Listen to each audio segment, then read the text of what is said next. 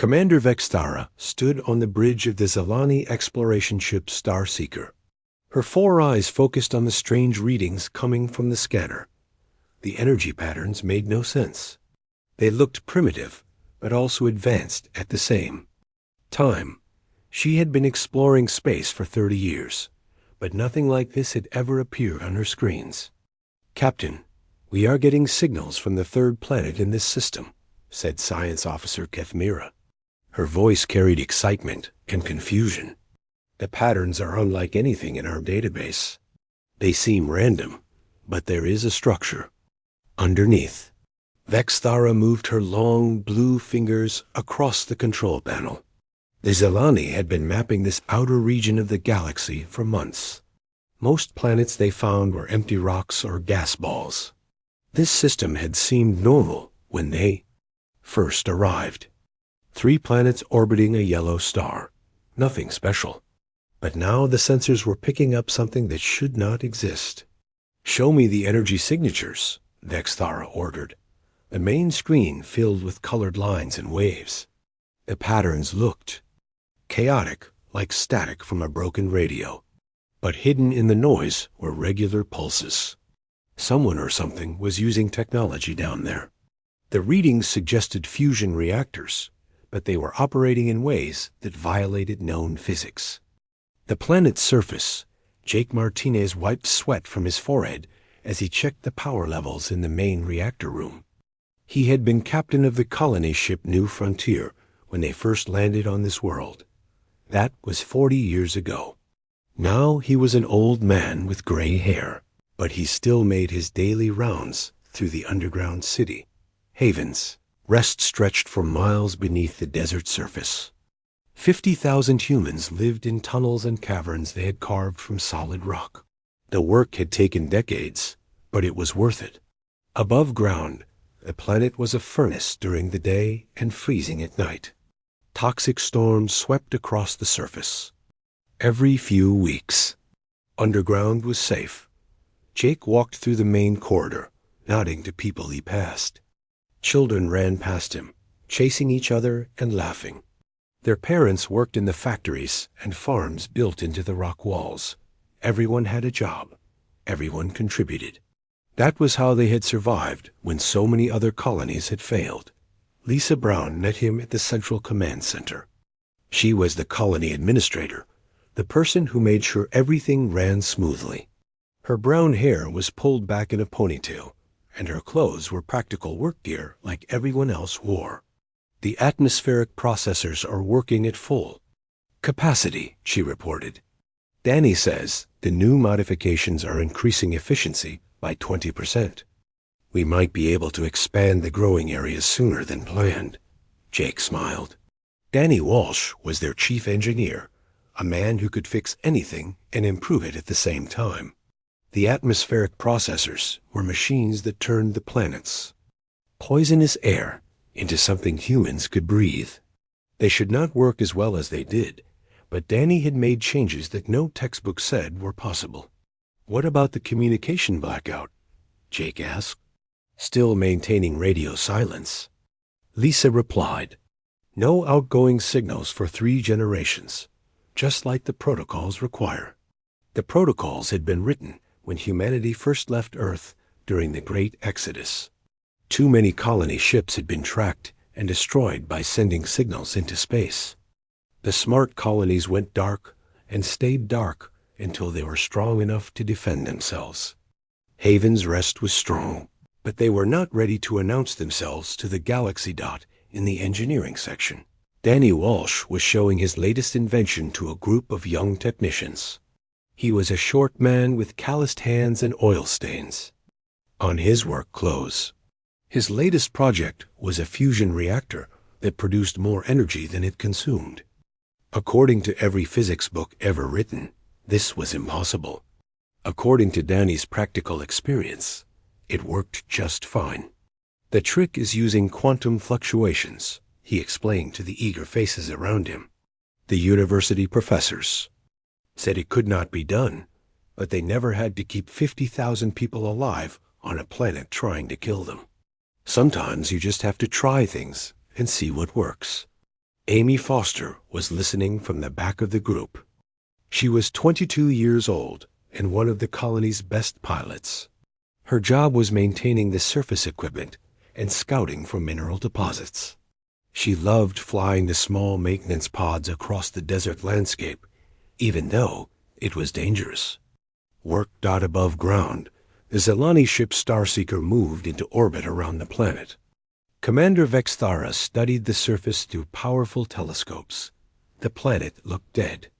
Desert everywhere, with massive storm systems that would tear apart any structure. But the energy readings were definitely coming from below the surface. Launch. A probe, she ordered. I want detailed scans of the underground areas. The probe descended through the thin atmosphere, its sensors reaching deep into the planet's crust. What it found made Vexthara's blood run cold. Massive underground structures. Power sources that defied explanation.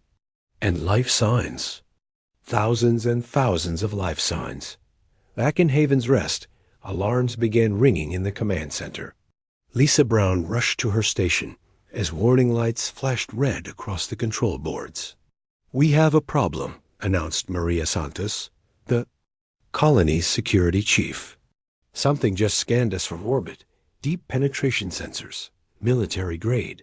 Jake Martinez felt his heart sink. After 40 years of hiding, someone had found them. He looked at the faces around him. These people trusted him to keep them safe. Their parents had trusted him when they first landed. Now that trust was being tested. "Options?" he asked quietly. "We could go deeper underground," Maria suggested. "Seal the main entrances and wait for them to leave. Or we could try to communicate." Lisa added, "Maybe they are friendly." Jake thought about the children he had seen in the corridors. They had been born here. This was their home. They deserved a chance at a future that was bigger than hiding in caves forever. Prepare for possible contact, he decided, but maintain defensive positions. We have worked too hard to lose everything now. On the surface, Amy Foster was performing routine maintenance on a sensor array when she saw something that made her freeze. A silver object was descending from the sky, moving too smoothly to be natural. She grabbed her radio and whispered into it. "Command, this is Amy. We have visitors." The first contact between humans and aliens was about to begin, and neither side knew what to expect. Amy Foster crouched behind a rocky outcrop, watching the silver craft land 50 meters away. Her heart pounded as she spoke quietly into her radio. "It's definitely not human technology," she whispered to the command center. "The ship has no visible engines, no exhaust ports. It just floated down like a feather." In the underground command center, Jake Martinez gathered his senior staff around the main display. The surface cameras showed Amy's position and the alien vessel. It was beautiful in a strange way, with curves that seemed to flow like water frozen in metal. "Should I order Amy to retreat?" asked Maria Santos, her hand hovering over the emergency recall button. "Wait," said Dr. Kevin Ross, the colony's lead scientist. He was a tall man with thick glasses who had spent most of his life studying theoretical physics. "If they wanted to harm us, they would have done it from orbit. They landed a small craft. This might be peaceful contact." Lisa Brown checked the colony's status boards. "All sections are sealed and ready for lockdown.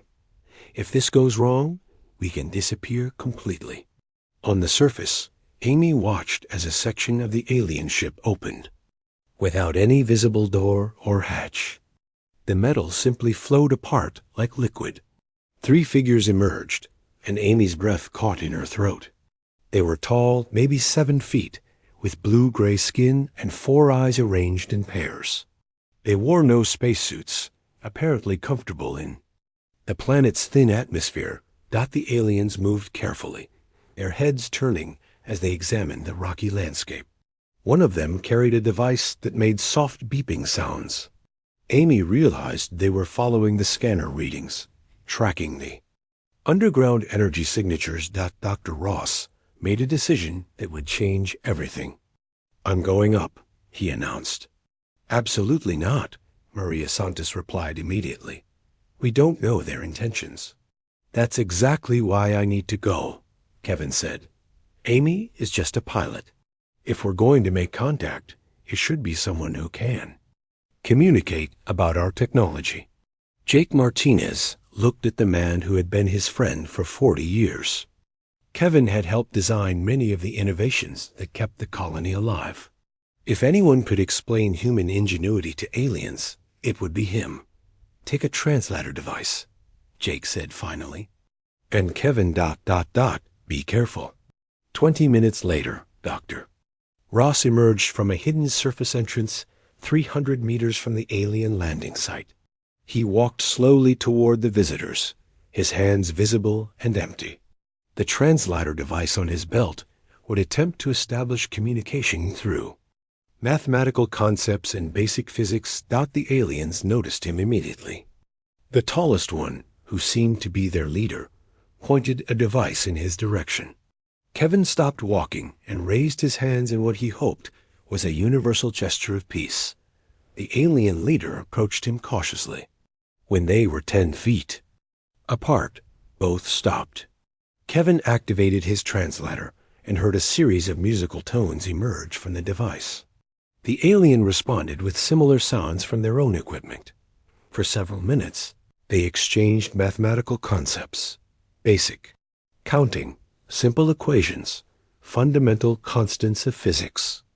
Kevin was amazed at how quickly the translation protocol established a basic vocabulary. The first real communication came when the alien asked about the energy readings from underground. Kevin tried to explain that humans lived below the surface, but the alien's response indicated confusion. The translator struggled with the concept until Kevin realized the problem. The aliens thought humans were a primitive species that had found abandoned technology. "No," Kevin said carefully, using the established vocabulary. "Humans make this technology. Human minds create these solutions." The alien leader, who Kevin learned was named Vexthara, expressed what the translator interpreted as disbelief. "She asked for proof." Kevin smiled and activated his personal communicator. Within seconds, he was talking to Danny Walsh in the engineering section deep underground. "Danny, I need you to explain quantum tunneling communication to an alien," Kevin said in English. "Use simple terms." Danny's voice came through clearly, despite the fact that he was 3 miles underground and behind solid rock. "Well, Doc, it's like this. We take quantum particles and twist them into pairs. When you change one, the other changes instantly, no matter how far apart they are. We use that for talking through rock and metal." Vexthara's 4 eyes widened as her scanning device confirmed that the communication was indeed instantaneous. Her species had been researching quantum communication for over 1,000 years without success. "Human minds created this?" she asked through the translator. "Human necessity created this," Kevin corrected. "We needed to talk to our mining teams. Normal radio does not work through solid rock, so we found a way to make it work." The conversation continued for hours. Kevin explained how the colony had solved problems that galactic civilization considered impossible. Fusion reactors that exceeded theoretical efficiency, atmospheric processors that worked with poisonous gases, underground agriculture that produced more food per square meter than most garden worlds. Vexthara was joined by her science officer, Kethmira, who asked increasingly technical questions. Kevin answered them as best he could, but it became clear that the aliens struggled to understand human problem-solving methods. "Your solutions violate established principles," Kethmira said through the translator.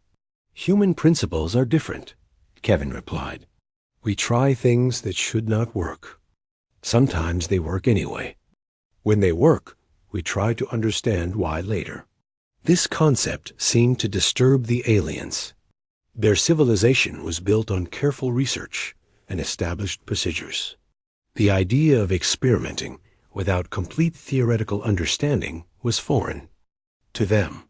Back in the command center, the colony leadership watched the surface meeting through hidden cameras. The conversation was being recorded and analyzed by their best minds. They seem peaceful, Lisa Brown observed. But they are definitely studying us. Maria Santos remained skeptical. Peaceful explorers do not carry military-grade scanning equipment. They are gathering intelligence. Ben Clark, the agricultural supervisor, had been listening to the technical discussions. Did you hear what they said about theoretical efficiency? They think our reactors are impossible. That's because they think like university professors. Danny Walsh commented from his engineering station. All theory, no practical experience. Amy Foster finally came down from the surface after spending the day observing the aliens from a distance. She reported to Jake Martinez in his private office. They are definitely advanced, she said. Their ship has technology we cannot understand. But they seem genuinely surprised by what we have accomplished. Like they never expected to find anything. Like this, Jake nodded slowly. The question is, what do they want? Are they explorers, traders, or something else? The answer came the next day when Vexthara made a formal request through Dr. Ross. She wanted to see the human colony. Not just talk about it, but actually visit the underground cities and observe human technology in operation. The Colony Council met for 6 hours to debate the request. Some members wanted to refuse completely. Others saw an opportunity to learn about galactic civilization. In the end, they reached a compromise. They would allow a limited visit with strict conditions. The aliens could see certain areas of the colony, but not the most sensitive locations. They could observe human technology, but not take detailed scans or samples. And they would be accompanied by human guides at all times. Nancy White, a colony council leader, delivered the decision to Dr. Ross. Tell them they can visit, she said, but make it clear that this is our home. We are not specimens to be studied. We are people offering hospitality to strangers. When Kevin relayed the message, Vexthara responded with what the translator interpreted as gratitude and respect. She had expected the humans to either flee or attack. The offer of controlled contact showed wisdom and confidence. We accept your terms, she said. We come to learn, not to conquer. The first alien visitors to Haven's Rest were about to discover that human ingenuity was more remarkable than they had ever imagined. And the humans were about to learn that they were not alone in the galaxy. The stage was set for a cultural exchange that would change both species forever. The elevator descended through solid rock for nearly 10 minutes. Vexthara and Kethmira stood beside Dr. Kevin Ross, watching the depth counter climb higher with each passing second. The humans had carved their city 3 miles beneath the surface. How long did this take to build? Kethmira asked to the translator device. 40 years, Kevin replied. We started with basic mining equipment and expanded gradually. Most of the work was done by hand. The aliens exchanged glances. Their own construction projects used massive orbital platforms and automated systems. The idea of excavating an entire city with primitive tools seemed impossible. When the elevator doors opened, Vexthara felt her breath catch. The main corridor stretched ahead of them for hundreds of meters, lined with shops, homes, and community areas. People walked casually along the path, some stopping to stare at the tall blue aliens with obvious curiosity. Children pointed and whispered to their parents. Welcome to Haven's Rest, Kevin said with obvious pride. Lisa Brown met them at the elevator entrance. She had prepared for this moment by studying everything the colony knew about diplomatic protocol, which was not much. Most of their knowledge came from old Earth history books. I am Lisa Brown, colony administrator, she said carefully. Dr. Ross has told us much about your people. We hope your visit will be educational for both our species." The formal translation took several seconds, but Vexthara's response was clearly positive. She expressed gratitude for the welcome and curiosity about human civilization. Their first stop was the agricultural section. Ben Clark, a man whose hands were permanently stained with soil, led them through vast underground growing chambers. Rows of vegetables and grains stretched from floor to ceiling under artificial lights that mimicked solar radiation. "This chamber produces food for 5,000 people," Ben explained. "The soil is created from composted waste and mineral deposits. We mine from deeper levels. The water comes from underground aquifers that we purify and recycle." Kathmira scanned the growing plants with her scientific instruments. The readings made no sense. The crop yield was 3 times higher than it should be, given the artificial growing conditions. The soil composition included elements that should not support plant growth. "Your plants grow in toxic soil," she observed. "We taught them to like it," Ben replied with a grin. "Plants are smarter than most people think. You just have to give them time to adapt and the right encouragement." The aliens did not understand that Ben was speaking metaphorically. To them, his words suggested that humans could communicate with plants and alter their biological programming through conversation. Their next stop was the engineering section, where Danny Walsh was waiting with barely contained excitement. He had spent the previous night preparing demonstrations of human technology that would showcase their innovative approaches. "This is our main fusion reactor," Danny announced, leading them to a massive chamber filled with pipes, cables, and humming machinery. "It produces enough power for the entire colony, plus excess energy we use for special projects." Vexthara studied the reactor design through her scanning equipment. The configuration was unlike anything in Galactic Council databases. Multiple small fusion chambers were linked together in a pattern that should cause resonance failures and explosive feedback loops. "This design should not function," she said diplomatically. "Yeah, that's what the computer simulations told us too," Danny replied. "But we built it anyway and made adjustments until it worked." Turns out the computer models were missing some important variables. "What variables?" Kathmira asked, her scientific curiosity overwhelming her diplomatic training. Danny scratched his head, leaving a small grease stain in his gray hair. "Well, that's the thing. We're not entirely sure. We know it works, and we know how to maintain it, but the theory is still catching up to the practice." This answer deeply disturbed both aliens. Their civilization had spent millennia developing theoretical frameworks before attempting practical applications.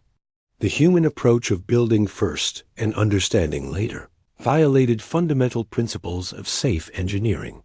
Tony Martinez, Danny's chief assistant, demonstrated the quantum communication system that had so impressed the aliens during first contact.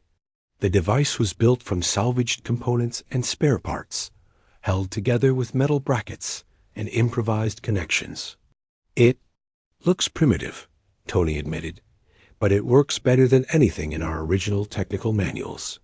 We discovered that quantum particles respond to electromagnetic fields in ways that our textbooks said were impossible. So we experimented until we found configurations that worked."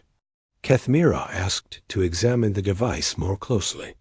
Tony handed her a component that looked like a crystal wrapped in copper wire and small electronic circuits. Her scanners indicated that the crystal was resonating at frequencies that should shatter its molecular structure. "How does this not destroy itself?" she asked. "We're not sure," Tony replied cheerfully. "We think it has something to do with quantum stability fields, but we haven't had time to study it properly. We were too busy making more of them for the mining outposts." The tour continued through the colony's residential areas, where families lived in comfortable apartments carved from solid rock. The humans had created a warm, friendly community, despite their harsh environment. Children played in underground parks, while their parents worked in nearby facilities. Kate Adams, the communications officer, showed the aliens how the colony maintained contact with surface installations and remote mining operations. The communication network used a combination of quantum tunneling, conventional radio, and even light signals transmitted through fiber optic cables carved into the rock walls. "We use whatever works," Kate explained. "Sometimes quantum communication is perfect. Sometimes the old-fashioned methods are more reliable. We have backup systems for our backup systems." Linda Hayes, who taught history to the colony's children, explained how the humans had adapted to their underground life. They had developed new social customs, created art and music that reflected their unique environment, and established traditions that helped maintain community morale during the difficult early years. "We had to become a different kind of human," Linda said. "Not better or worse than our ancestors, but adapted to new circumstances. Every challenge forced us to think of new solutions." The aliens were particularly fascinated by the colony's medical facilities. Dr. Ruth Parker had developed treatments for conditions that arose from living underground for extended periods. She had created new medicines from local mineral deposits and established surgical procedures adapted to the colony's limited resources. "We could not bring a full hospital with us," Dr. Parker explained. "So we learned to treat injuries and illnesses with whatever materials were available." It required creativity and a willingness to try unproven methods when conventional treatments were impossible. Chris Johnson, the mining foreman, led them through the deepest levels of the colony, where humans extracted valuable minerals from the planet's crust. The mining operations used techniques that maximized extraction while minimizing structural damage to the surrounding rock. "We had to learn how this planet thinks," Chris said, running his hand along a rock wall. "Every planet has its own personality. Some are cooperative, some are stubborn. This one is stubborn but fair. If you work with it instead of against it, it gives you what you need." Again, the aliens interpreted his metaphorical language literally, assuming that humans possessed some form of geological telepathy. By the end of the day, Vexthara and Kethmira had filled their recording devices with observations that challenged everything they thought they knew about technology and civilization. The humans had not just survived in an impossible environment. They had thrived by abandoning conventional wisdom and embracing experimental innovation. "Your people solve problems that our greatest scientists consider impossible," Vexthara observed during the evening meal. Dr. Ross considered his response carefully. "Perhaps your scientists are thinking about the problems incorrectly. Humans have learned that impossible is often just another word for untried." That night, as the aliens rested in guest quarters specially prepared for their visit, they transmitted their initial reports to their ship in orbit. The data they sent would eventually reach the Galactic Council, where it would cause considerable controversy. The humans of Havens Rest had accomplished something that challenged fundamental assumptions about technological development. They had proven that innovation could emerge from desperation, that practical solutions could exceed theoretical limitations, and that survival could drive advancement beyond what careful planning could achieve. The galaxy was about to learn that humanity's greatest strength was not their technology, but the refusal to accept that anything was truly impossible. 3 days after the aliens' arrival, everything changed. Vexthara was examining human agricultural techniques with Ben Clark when her personal communicator began flashing urgent red lights. The sounds coming from the device made her freeze. In place, her 4 eyes wide with shock. Dr. Kevin Ross noticed her distress immediately. "What's wrong?" "Emergency transmission from the Galactic Council," Vexthara said through the translator. "I must return to my ship immediately." Within an hour, Jake Martinez had assembled the colony leadership in the main conference room. Vexthara stood at one end of the table, her blue skin noticeably paler than before. Beside her, Kathmira operated a holographic display that showed star maps with flashing red zones. "We have not been entirely honest with you," Vexthara began. "We did not come to this system for exploration. We came here searching for solutions to a crisis that threatens our entire civilization." The hologram showed dozens of star systems, many marked with warning symbols. As the humans watched, more systems changed from green to red. "This is the quantum plague," Kathmira explained. "It began 6 months ago in the Antares sector. Advanced technology simply stops working. Starships lose power in space. Orbital cities lose life support. Communication networks fail across entire sectors." Lisa Brown leaned forward, studying the display. "How many people are affected?" "Over 3 billion beings have died so far," Vexthara replied quietly. "Billions more are stranded without functional technology. Our greatest scientists have no explanation for the phenomenon." Danny Walsh examined the technical data streaming across the hologram. His engineering mind immediately began analyzing the patterns of failure. "Your technology is all connected," he observed. "Standardized systems, networked infrastructure, centralized control protocols. When one part fails, everything fails." "That is correct," Kathmira said. "The Galactic Council established universal standards centuries ago to ensure compatibility between different species' technologies. But now that interconnection has become our weakness." Dr. Ross asked the obvious question.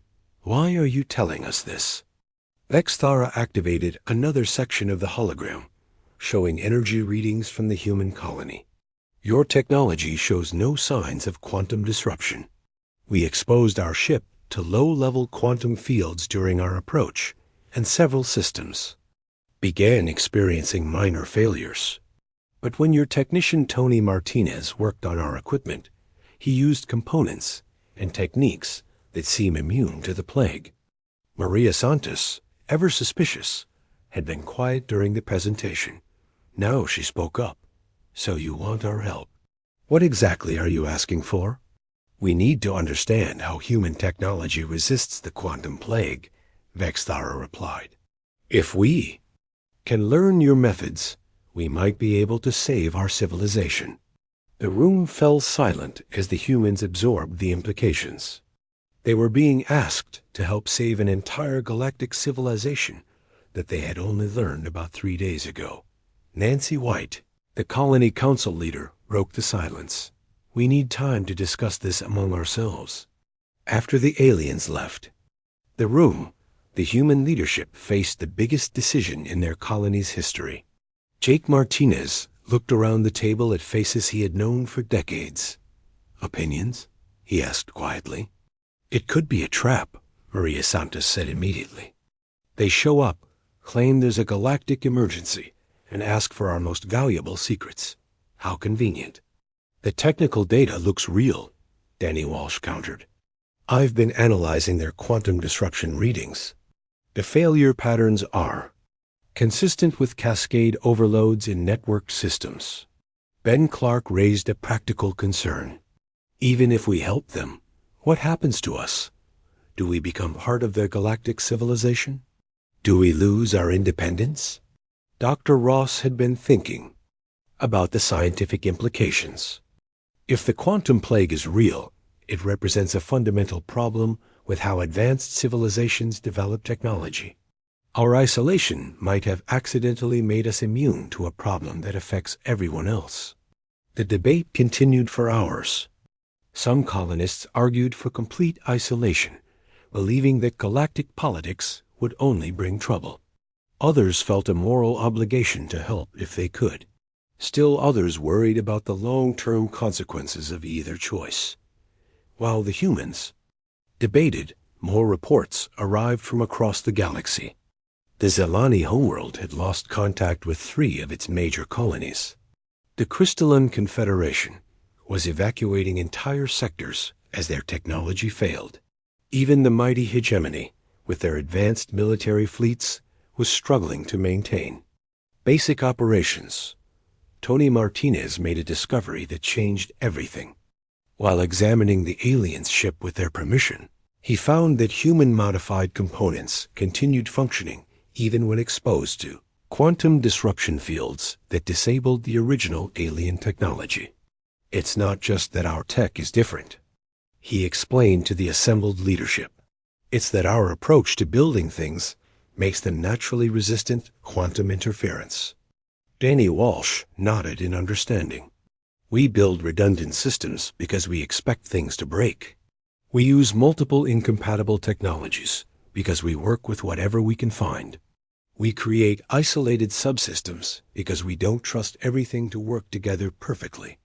In other words, Dr. Ross concluded, our jury-rigged approach accidentally created the perfect defense against a problem that affects standardized, interconnected systems. Amy Foster had been quiet during most of the discussions, but now she spoke up. What if we're thinking about this wrong? Instead of deciding whether to help them or not, what if we think about how to help them while protecting ourselves? Her suggestion sparked a new line of thinking. Rather than choosing between isolation and integration, they could create a third option, selective cooperation that maintained their independence while addressing the galactic crisis. Steve Rogers, one of the colony's mechanics, proposed a practical test. Let me work on their ship with some of our spare parts. If I can make their systems quantum resistant without giving away our core secrets, we'll know it's possible to help without compromising ourselves. The test took 2 days. Steve worked with Tony Martinez and a team of human technicians to modify sections of the alien ship using human techniques and components. They created hybrid systems that combined Zelani technology with human engineering approaches. The results were remarkable. The modified sections continued operating normally, even when exposed to quantum fields that shut down the unmodified systems.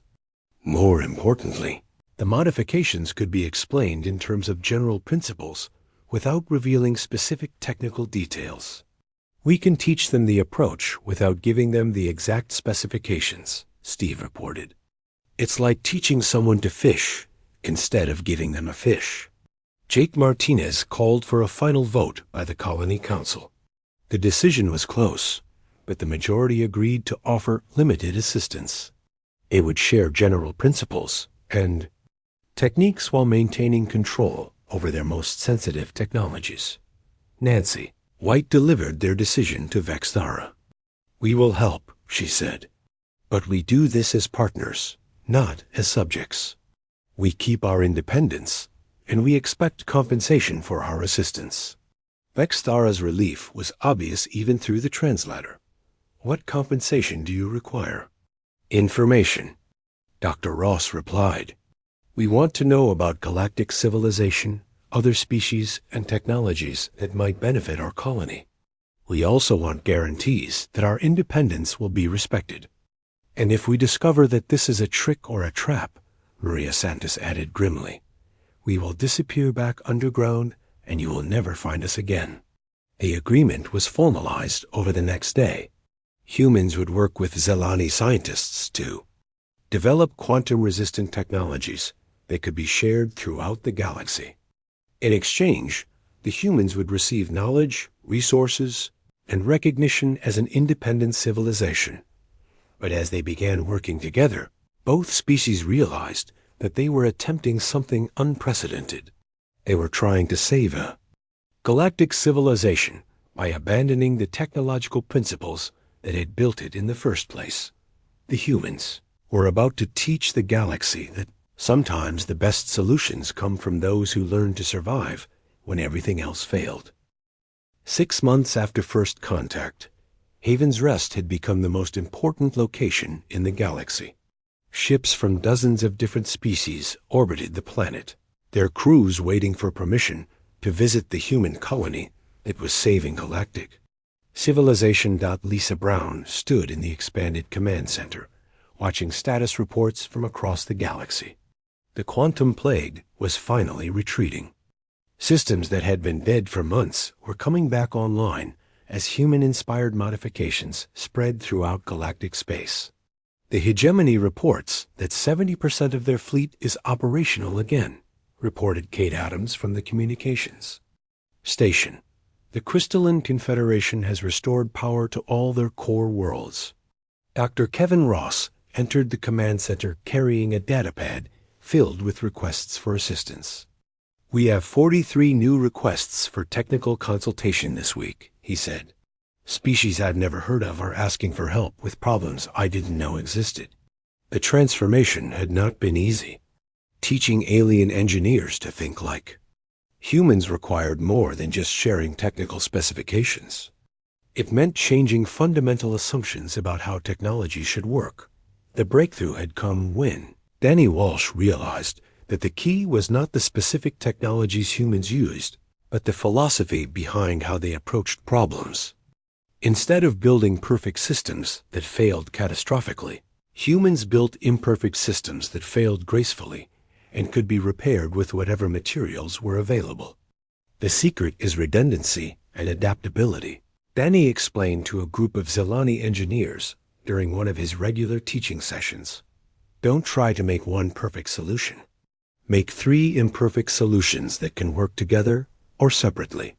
The Human Innovation Collective had been formally established after the first successful demonstrations of quantum-resistant technology. Unlike the Galactic Council's hierarchical structure, the collective operated as a network of independent partnerships. Humans provided problem-solving expertise, while their alien partners contributed resources and knowledge. Nancy White had negotiated carefully to ensure that humans maintained control over their own destiny. "We help because we choose to help," she had insisted during the founding negotiations. "Not because we are members of someone else's organization." The arrangement worked better than anyone had expected. Human consultants traveled throughout the galaxy, teaching alien engineers new approaches to technology and problem-solving. Exchange. Aliens shared knowledge about galactic history, science, and culture that enriched human understanding of the universe. Amy Foster had become one of the collective's most successful field agents.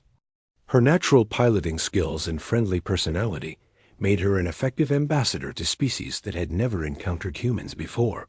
She was currently leading a joint human-alien mission to establish a new colony using human innovation. Principles. The Regellians want to terraform a planet using atmospheric processors based on our designs, she reported during her weekly check-in. But they want to build massive installations that process the entire atmosphere at once. I'm trying to convince them that smaller, distributed systems would be more reliable. Her report illustrated the ongoing challenge of human-alien cooperation. Most galactic species thought in terms of large-scale, centralized solutions. Humans preferred smaller, decentralized approaches that were easier to maintain and less vulnerable to catastrophic failure. Tony Martinez had established a technical training center in one of Haven's Rest's expanded sections. Young aliens came from across the galaxy to learn human engineering techniques. The courses were difficult because they required students to abandon everything they thought they knew about proper technology design. "Today we are going to build a fusion reactor using spare parts and scrap metal," Tony announced to his latest class of alien students. "The goal is not to build the best reactor possible, but to build a reactor that works with whatever materials you can find." The alien students looked confused and slightly horrified. Their home civilizations had spent centuries developing precise manufacturing standards and quality control procedures. The idea of building critical infrastructure from random components seemed insane, but by the end of the course, they understood. When you could build a working reactor from spare parts, you could repair it with spare parts. When you expected things to break, you designed them to be fixable. When you assumed that perfect materials would not be available, you learned to work with imperfect materials. Chris Johnson, had become the galaxy's leading expert on planetary resource extraction. His techniques for listening to the planet had revolutionized mining operations throughout galactic space.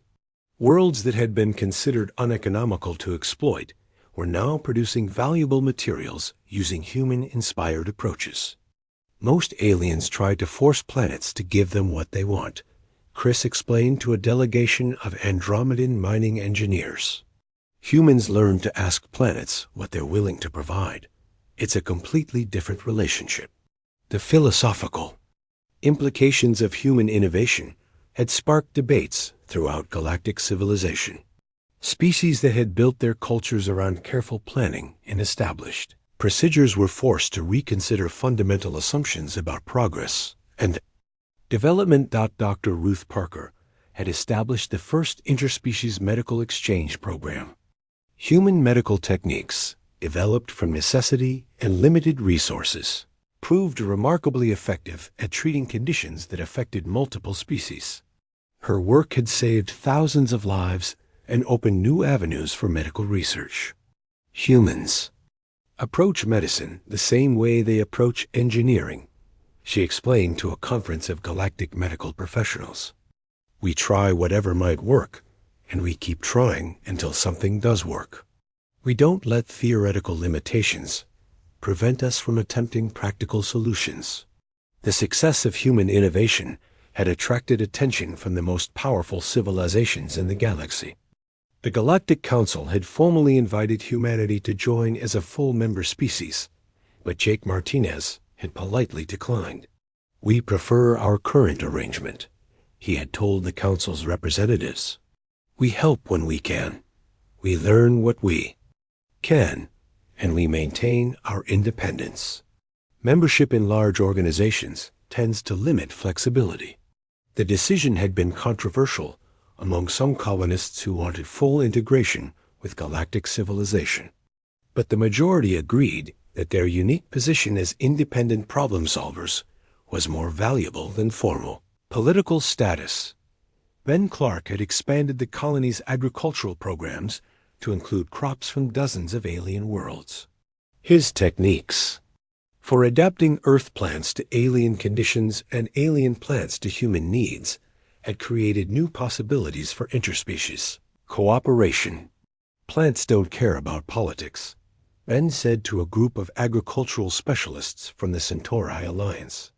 If you give them what they need and protect them from what they don't like, they'll grow anywhere. The trick is learning to communicate with them in ways they understand. Steve Rogers had become the galaxy's most sought-after troubleshooter. When critical systems failed and conventional repair methods didn't work, governments and corporations called for human assistance. His reputation for fixing impossible problems had made him a legend among engineers throughout the galaxy.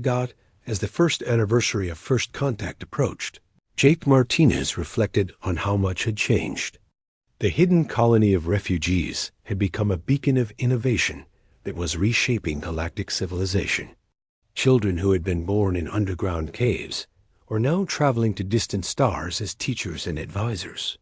We did something I never expected, he told Lisa Brown as they walked through the expanded colony. We found our place in the galaxy not by joining someone else's civilization, but by remaining true to our own. The Haven's Rest Academy had been established to formalize the teaching of human innovation principles. Students from across the galaxy came to learn not just human techniques, but human ways of thinking about problems. The Academy's motto, suggested by Linda Hayes, perfectly captured the human approach. When the impossible becomes necessary, necessity makes the impossible possible. Amy Foster returned from her latest mission with news that would have seemed impossible a year earlier.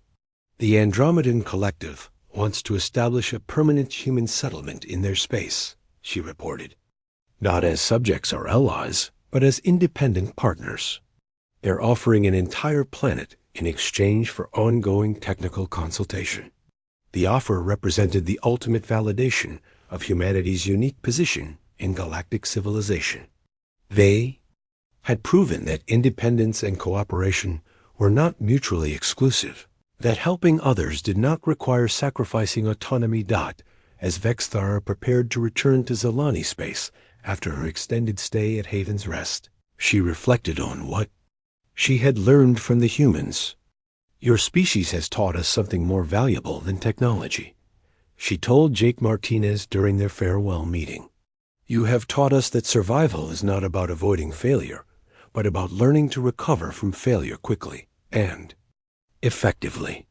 The galaxy had learned that humanity's greatest gift was not their advanced technology, but their approach to innovation itself. When faced with impossible challenges, humans did not ask whether solutions were possible. They asked what solutions might work, and then they tried everything